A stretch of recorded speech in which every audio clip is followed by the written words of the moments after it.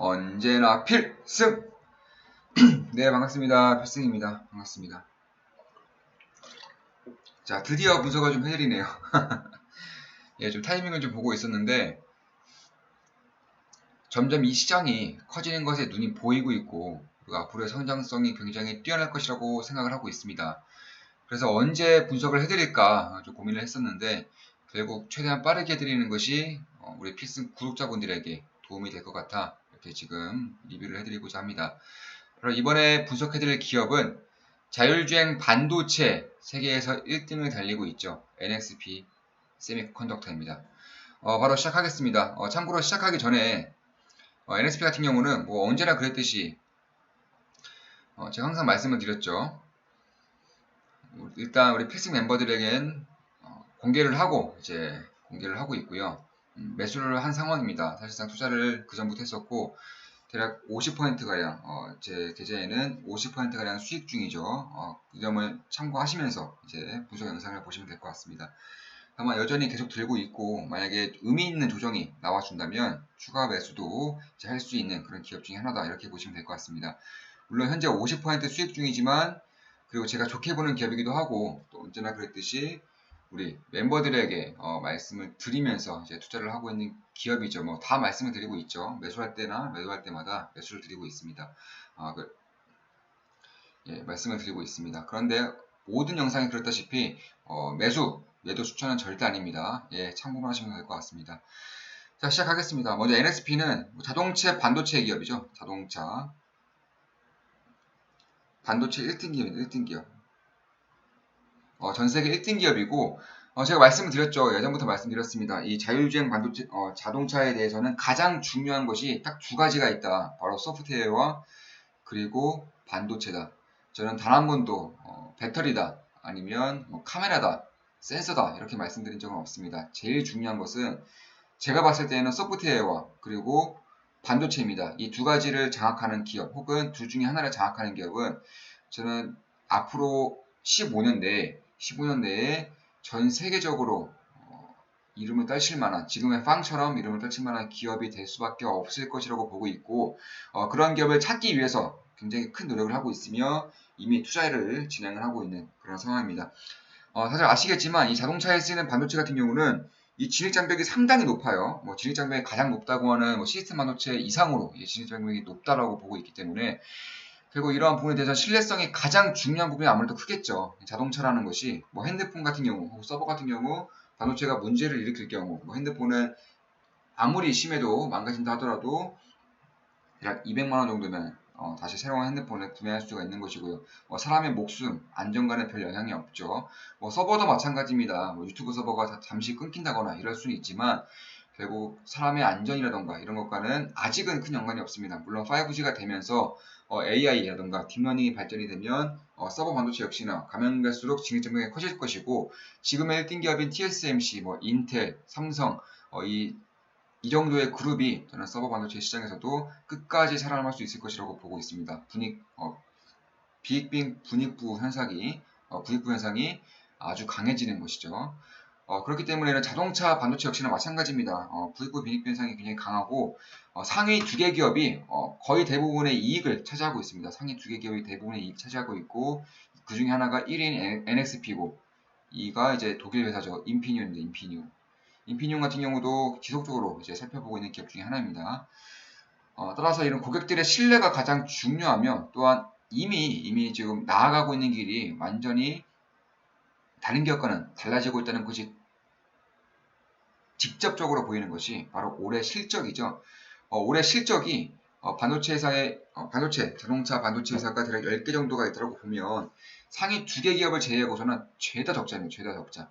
이 상위 2개 기업, NXP와 인피니온을 제외하면 3위 르네상스부터 죄다 적자예요. 그런 것을 보더라도 이쪽 시장은 앞으로 강자만이 살아남을 수 있는 그런 진입장벽이 굉장히 높은 시장 중에 하나라는 것을 볼 수 있고 그에 대한 위치를 공고히 할 수 있는 기업이라면 장기적으로 바라볼 때에도 굉장히 상대적으로 안정적으로 투자할 수 있는 그런 투자처가 되지 않을까 개인적으로는 이렇게 보고 있습니다. 따라서 자동차 반도체 부분에서도 오디오 부분이라던가 아니면 연결 부분, 파워트레인, ADAS 전부 1등 혹은 2등 아무리 못해도 4등 정도로 이제 위치를 해 있고요.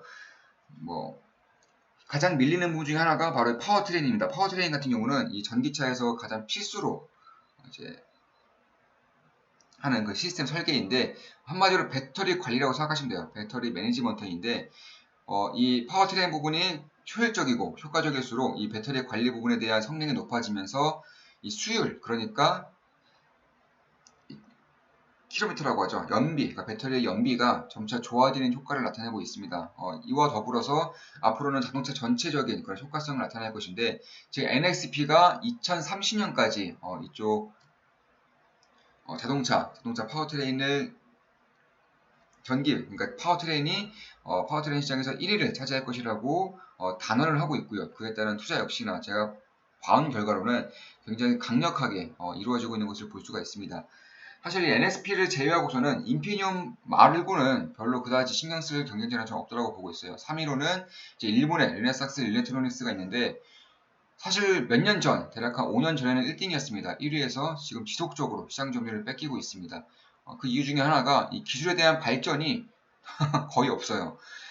거의 NXP라던가 인피니온에 치중이 되고 있고, 그나마 잘하는 기업 중에 하나가 미국 기업들, 뭐 온세미컨덕터라던가 텍사스 인스트루먼트, 이 정도만 어느 정도 좀 효과를 보이고 있는 것이고, 그리고 3위부터는 뭐 그다지 아직은 제 기준에서는 그다지 이제 뛰어난 기업은 보이지 않는다. 결국 이 NXP와 인피니온에 대한 투자를 자동차 반도체, 특히 자율주행 반도체에 대한 투자를 생각을 하고 계신 분들이라면 반드시 관심권에 두어야 하는 그런 기업 중에 몇 기업이 이제 두 기업이 될 수 있을 수 있겠다라고 저는 보고 있습니다.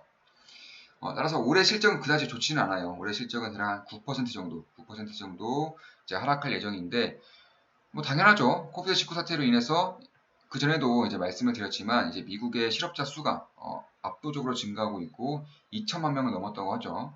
결국 이 실업자라는 것은 이 자동차를 구매할 수 없다는 거죠. 그러니까 자동차를 구매할 수 있는 잠재 고객이 미국에서만 2천만 명 이상이 이제 사라진 것이고, 그에 따라서 자동차 판매가 점차 줄어들 수밖에 없는 것이고, 결국 Q의 감소에 따라서, 그리고 자율주행이 아직은 상용화되지 않았기 때문에 피해 증가도 어느 정도, 그러니까 가격의 증가도 어느 정도는 좀 시간이 필요하다는 점에서 이 정도의 영업이익이라든가 매출액의 하락은 오히려 저는 주가가 만약 실적에 대한 우려감을 인해서 하락을 해준다면 조금 더 이제 추가 매수를 할 수 있는 그런 기회라고 저는 개인적으로는 보고 있습니다.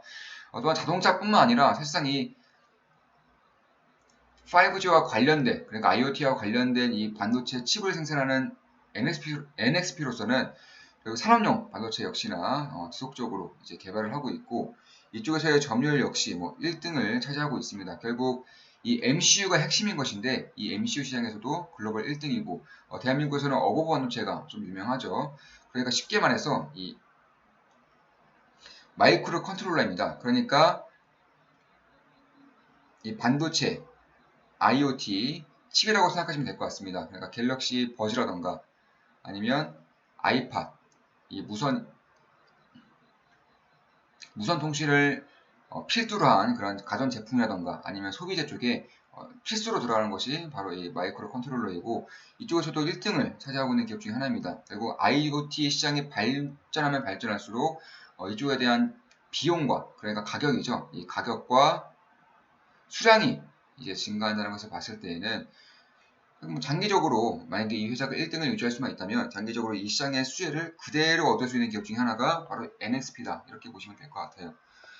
그뿐만 아니죠. 이제 모바일 같은 경우도 이제 모바일에서도 대략 순위권에는 이제 위치를 하면서 이쪽에 대한 이제 이 복잡성이 진행될수록 수혜를 보는 것은 당연하고요. 또한 5G 인프라 투자에서도 이 NXP의 칩이 이제 쓰이고 있습니다. 대략 글로벌적으로는 이미 제가 말씀드렸다시피 인텔도 분석 한번 해드렸죠. 인텔의 서버 시장은 먹었습니다. 인텔의 서버 시장은 부동의 1위를 차지하고 있고, 여기서 파생되는 시장이 바로 5G 인프라입니다. 5G 인프라. 이것도 역시 인텔이 1위죠. 2등은 이제 NXP입니다. NXP. 2등은 이제 NXP가 차지하고 있고, 거의 매출액 기준에서는 그다지 큰 차이는 없습니다. 대략 한 5% 내외 정도의 차이밖에 없기 때문에 뭐 인텔이나 NXP나 5G 인프라 투자가 이제 진행될 때면 결국 이쪽에 대한 수혜도 어느 정도는 볼 수 있는 그런 상황까지 만들어지고 있다, 이렇게 보시면 될 것 같습니다. 물론 제 모든 영상은 이제 매도 추천은 아니지만 결국 이러한 부분을 보시면서 이제 참고를 하신다면 분명히 저는 도움이 될 것이라고 생각을 하고 있습니다. 그래서 만약 저는 지금 가격도 그다지 나쁘지는 않다라고 보고 있지만 결국 시장의 지금 조정을 어느 정도는 보이고 있는 그런 상황이기 때문에 조금 더 보수적으로 보시는 분들이라면 결국 이 라인 때부터 시작해서 이 라인 때까지 대략 111달러에서 93달러 전후면은 저는 보수적으로 봤을 때 꽤나 괜찮은 그런 가격대라고는 보고 있습니다. 관심권에 둘만한 그런 가격대다. 이렇게 생각하시면 될 것 같습니다. 뭐 월봉도 마찬가지. 월봉을 본다고 하더라도 지금 보시면 이 라인 때와 그리고 이 라인 때에서 지지 라인이 굉장히 강한 것을 이제 볼 수가 있습니다. 그리고 더 내려간다면 이 라인 때까지 와주면 저는 뭐 거의 대부분의 수익을 이제 뱉어내는 셈이지만 뭐 대응을 해야겠죠. 대응을 해야겠지만 그리고 이 라인 때 와주면 다시금 강력하게 이제 투자를 진행하지 않을까 개인적으로 이렇게 생각하고 있습니다.